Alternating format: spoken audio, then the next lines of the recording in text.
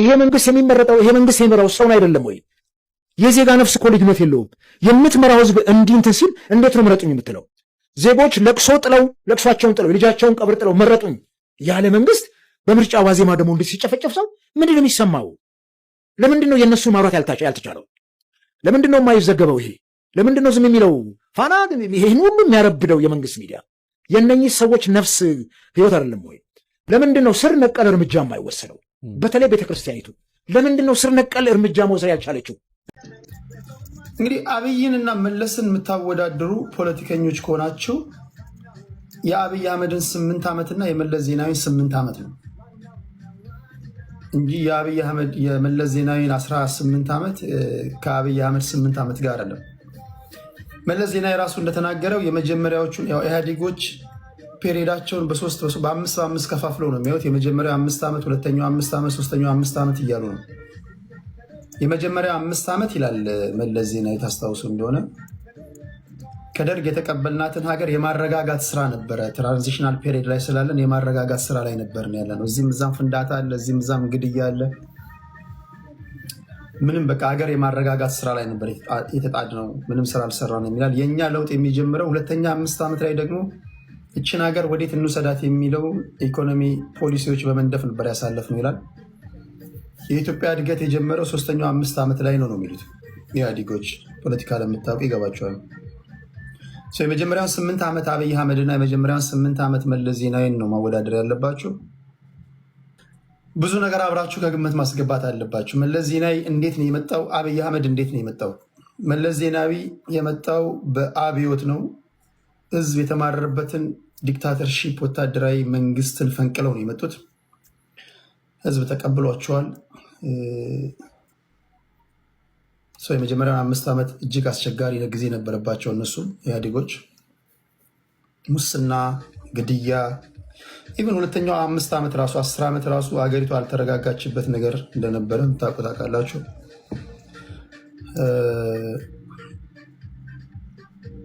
አብይ አህመድ ደግሞ የመጣበት ጊዜ የሶሻል ሚዲያ ጫፍ ላይ ደረስንበት ዘመን ነው። ሁሉም ሰው በእያንዳንዱ ቤት በየቤቱ ሚዲያ ያለው ሰዓት ላይ የመጣ ነው። ኢማጂን በደርግ ጊዜ ፌስቡክ፣ ቲክቶክ፣ ትዊተር በሉት ኢንስታግራም ቢኖር እንዳሁኑ እኔ እንደዚህ እንደኔ ያሉ የሚያወያዩ ምናምን ቢኖሩ እኔ በኢህአዴግ ጊዜ የተወለድኩ ልጅ ነው። ደርግ 5 ዓመት የሚቆይ ይመስላችኋል?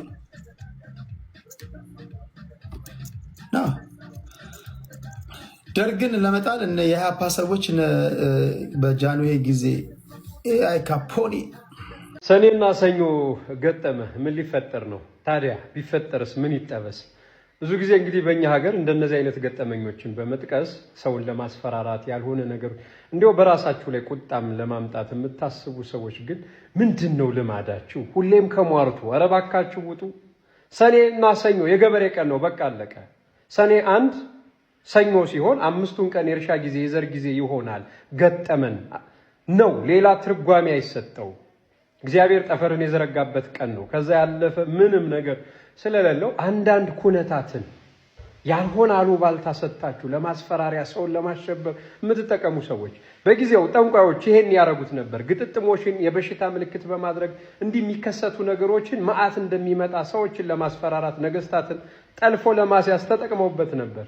እውነታውን ስታዩት ሰኔ ሰኞ ካለ አንድ ገበሬ በቃ 5ቱን ቀን ሊዘራ ነው። ገጠመኝ መሬት ላይ የሚጠለውን ዘር ጊዜ በዓላት ሳይኖሩ እረፍት ሳይኖረው የሚዘራበት ዘርቶም በአመቱ የሚያፍስበት ቀን ነው። የጅማሮ ዕለት ይባላል። ጊዜ ሲገጥም የትኛውም ሰኔና ሰኞ ሲባል እንዲሁም አሮጌውን ነገር የምታፈርሱበት ይሄ ትብታብ ነገሮቻችሁን በሙሉ የምታሸንፉበት እንጂ ሰውን የምታሸብሩበት እንዲህ ጦርነት ስራ ምናምን ኧረ እባካችሁ እንውጣ። አሁንም እዚሁ ነን፣ እዚሁ አስተሳሰብ በሉ። የገበሬው ልጅ ነኝ ዮሐንስ ሽፈራው። እየዘራችሁ መሰረት ገበሬ ይቁም እዚህ ሀገር እጃችሁ አደጋ እዚህ አደጋ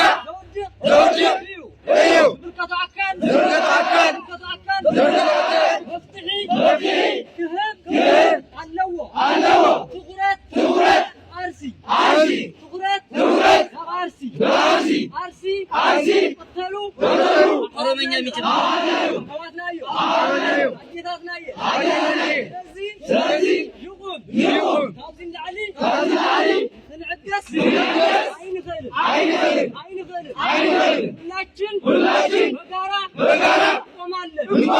በዚህ ከቀጠለ አንዳንዳችን መዝጊያ መንኳኳ ይሆናል። ስለዚህ ሀገራችን ከመፍረስ እንታደግ። እርሳችን ተባብረን ተደጋግፈን ቀጠል ነው እንጂ ያለብን አንዱ ለአንዱ እየተራረድን መኖር አንችልም። እንደግመዋለን። አርሲ ሲቃጠል ቤተክርስቲያን አይኖርም። ትኩረት ወደ አርሲ በቋንቋ በሃይማኖት አስተሳሰብ ተለያይን አንዱ ራት እየሆንን ቀጠልን ሀገር ነገ እናገኛት።